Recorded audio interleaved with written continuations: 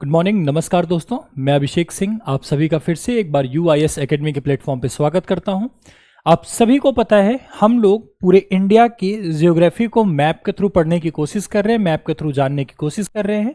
और इसी सीक्वेंस में हमने पिछले 10 क्लासेस में इंडिया के जो भी रीजन्स थे उनके बारे में जाना समझा, और अभी क्लास हमारी चल रही है माउंटेन रेंज के बारे में जानने की हम पूरी कोशिश कर रहे हैं। आज की क्लास में हम लोग जो ईस्टर्न घाट पे माउंटेन है उसके बारे में जानेंगे, उसके बारे में समझेंगे, और इसके तुरंत बाद हम लोग इंडिया के पठार या प्लेटू के बारे में पूरी इंफॉर्मेशन लेंगे और जानेंगे, पढ़ेंगे, उसकी समझने की कोशिश करेंगे। आइए शुरू करते हैं। ये हमारे इंडिया का पूरा मेजर माउंटेन सिस्टम है। हम लोग पढ़ रहे थे पूर्वी घाट में उत्तर से दक्षिण। आपको मैंने पहले ही बता रखा है कि यहां पर जो प्रश्न पूछे जाते हैं या तो वो नॉर्थ से साउथ ऑब्लिक साउथ से नॉर्थ या highest peak HEIGHEST highest peak, या फिर इनको ईस्ट से वेस्ट या वेस्ट से ईस्ट रीजन में पूछा जाता है। इतनी चीजें आपके सामने आती। आज हम लोग बात करेंगे ईस्टर्न घाट की और नॉर्थ से साउथ। आप सभी को बता दूं, कल की क्लास में हमने देखा था ये हमारा वेस्टर्न घाट और वेस्टर्न घाट पर पाई जाने वाली सभी माउंटेन रेंजेस के बारे में हमने पूरी इंफॉर्मेशन निकाली थी, सारी जानकारियां हमने पढ़ी हुई थी। अब देखते हैं यहां पे हम आज हमारा इस क्षेत्र में पाए जाने वाले ईस्टर्न घाट में पाए जाने वाली पहाड़ियां कौन कौन सी हैं, और उनका क्रम देखें यदि तो वो उत्तर से दक्षिण की तरफ हमें दिखाई पड़ती हैं। ठीक, ये राज्य अमेरिका न जाने कहां से आ जाता है रोज मेरे पीछे, मुझे लग रहा है ये मुझे अमेरिका पहुंचा के मानेगा। ठीक, चलिए देखते हैं। पर्वत श्रृंखला का नाम देखा जाए तो सबसे पहले हमें देखने को मिलता है नयागढ़ हिल, और नयागढ़ हिल्स कहां पे हैं? ये उड़ीसा में है। इसके अलावा बस्तर पठार, बस्तर क्षेत्र फेमस है नक्सलाइट रीजन के लिए। साथ ही साथ अगर इसके पॉजिटिव डायमेंशन की मैं बात करूं तो यहां पर पाए जाने वाले मिनरल्स के लिए ये क्षेत्र बहुत ही ज्यादा फेमस है, और ये पाया कहां जाता है? छत्तीसगढ़ में। और नल्लामाला हिल की बात करूं तो ये पाए जाएंगे आंध्र प्रदेश और तेलंगाना में। तो कहीं ना कहीं नॉर्थ से साउथ के सीक्वेंस में आपको नयागढ़, बस्तर और नल्लामाला हिल देखने को मिलेंगे। नेक्स्ट चलते हैं, देखते हैं क्या चीजें हैं। एर्नामला हिल ये आपका पड़ेगा आंध्र प्रदेश, वेलिकोंडा हिल आंध्र प्रदेश, पालकोंडा हिल आंध्र प्रदेश, और शेषाचलम की पहाड़ियां आंध्र प्रदेश। शेषाचलम की पहाड़ियों पर ही तिरुपति शहर पाया जाता है। और आपको मैं बता दूं, यही शेषाचलम की पहाड़ियों में आपको चंदन के वृक्ष भी मिलते हैं, चंदन के वृक्ष भी मिलते हैं। ठीक, और इसी चंदन को लेके पुष्पा भाऊ मैं झुकेगा नहीं साला करके मूवी भी बनाई गई थी। ठीक, झुकना सबको पड़ता है। फिर बात करते हैं नागरी हिल्स। ये नागरी हिल्स कहां पे है? आंध्र प्रदेश में।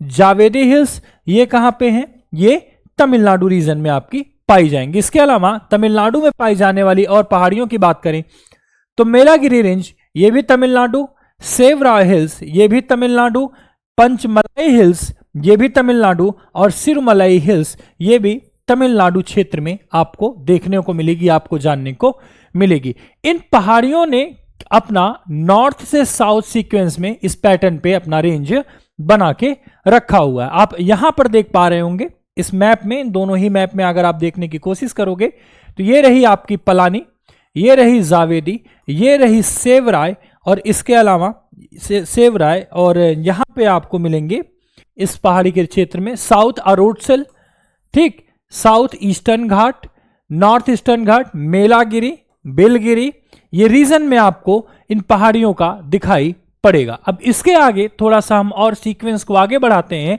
तो हमें एक बात और यहां देखने को मिलेगी। वो इंडिया के मैप में पूरा का पूरा, आप चाहें तो इसका स्क्रीनशॉट ले सकते हैं, और पूरे के पूरे इंडिया के जितने भी माउंटेन्स हैं वो इसी माउंटेन रेंज में आपको, इसी मैप में आपको देखने को मिलेंगे। इसके अन्यत्र कहीं आपको जाने की जरूरत नहीं है। ठीक, इस तरीके से आज हमने पूरे इंडिया के मैप सिस्टम को, इंडिया के माउंटेन सिस्टम को कंप्लीट किया मैपिंग के थ्रू। अब हमारे लिए जो अगला टॉपिक होगा वो टॉपिक होगा प्लेटू ऑफ इंडिया। क्या? भारत के प्रायद्वीपीय पठार। अब इस चीज को जानने के लिए सबसे पहले हमें यह जान लेना चाहिए कि जियोमॉर्फोलॉजी के अंतर्गत या भू आकृति विज्ञान के अंतर्गत पठार और पर्वत और पहाड़ियों में अंतर क्या होता है? भू आकृति विज्ञान के अंतर्गत, जिसे इंग्लिश में जियोमॉर्फोलॉजी कहते हैं, जियोमॉर्फोलॉजी के नाम से जाना जाता है। मैंने आप लोगों ने अगर मेरी एनसीईआरटी की क्लास सुमित स्टडी पॉइंट पे अटेंड किया होगा तो आपने देखा होगा मैंने कुछ एक ऐसा सा स्ट्रक्चर बनाया था और इस ऐसे से स्ट्रक्चर के बारे में आगे बताया था। ठीक, ये स्ट्रक्चर आपको याद होगा, मैंने आपसे बताया था वह आकृति जिसका आधार चौड़ा हो, ढलान तीव्र हो और सिरा नुकीला हो, वो पर्वत या माउंटेन कहलाएगी। उसके अलावा जिसकी ऊंचाई पहाड़ से कम या पर्वत से कम पर इसका ऊपरी सतह समतल या तस्तरी नुमा हो और ये मैदान से ज्यादा ऊंचा और पर्वत से कम, ये आपका पठार कहलाएगा। यही आपका पठार कहलाएगा। ठीक, इन्हीं पठारों के बारे में आज हम चर्चा करेंगे और देखेंगे कि भारत में कौन कौन से पठार किस किस क्षेत्र में पाए जाते हैं और कैसे हम उनकी इंपॉर्टेंस को समझेंगे, किस तरीके से हमारे लिए वो जियोलॉजिकली, बायोलॉजिकली, इकोनॉमिकली, पॉलिटिकली हमारे लिए इंपॉर्टेंट रखते हैं। बात करते हैं हम लोग भारत के पठार की, प्लेटोज ऑफ इंडिया। अगर इसकी हम पृष्ठभूमि देखें, बैकग्राउंड देखें तो हमें क्या क्या दिखाई पड़ेगा? पठार ऊंचे भू आकृतियां हैं जिनके शिखर, ध्यान दे लो, अभी मैंने जो आपको डेफिनेशन बताई, जिनके शिखर विस्तृत समतल सतह वाले होते हैं। पठार की सतह से आसपास की भूमि अचानक वृद्धि या गिरावट होती है। आप इस फिगर को जरा ध्यान से देखिए, अचानक वृद्धि या अचानक गिरावट आपको यहां पर दिखाई पड़ेगी। हाईलैंड शब्द प्रकृति सापेक्ष में है क्योंकि कई पठार कुछ पहाड़ों की तुलना में भी उससे अधिक ऊंचाई पर स्थित हैं। जैसे पामीर प्लेटू को हम लोग विश्व के छत के नाम से जानते हैं। ठीक, जबकि कई मैदान कुछ पठारों की तुलना में ऊंचे हैं। पठारों की सतहें व्यापक होती हैं और भिन्न हो सकती हैं, जो बहुत सपाट, लुढ़कते पहाड़ी भूभाग वाले मैदानों से आकर मिलती हैं या उससे जुड़ जाती हैं। आगे देखेंगे क्या है भारत में पठारों का परिचय। प्रायद्वीपीय पठार को गंगा और सिंधु के मैदानों से पर्वत और पहाड़ी श्रृंखलाओं की एक श्रृंखला द्वारा बाउंड्री इसकी बनाई जाती। गंगा और सिंधु के मैदान इसके उत्तरी भूभाग को बताते हैं, जबकि दक्षिण में इसके क्या क्या सेक्शन है, पश्चिम में इसके क्या क्या सेक्शन, उनके बारे में हम बात करेंगे। जिसकी ऊंचाई 460 से 1220 मीटर तक उल्लेखनीय है। अरावली, विंध्य, सतपुड़ा, मैकाल, अजंता पर्वतमाला एक और प्रायद्वीपीय पूर्व घाटों से घिरा हुआ है, जिसकी ऊंचाई लगभग 610 मीटर आपको देखने को मिलती है।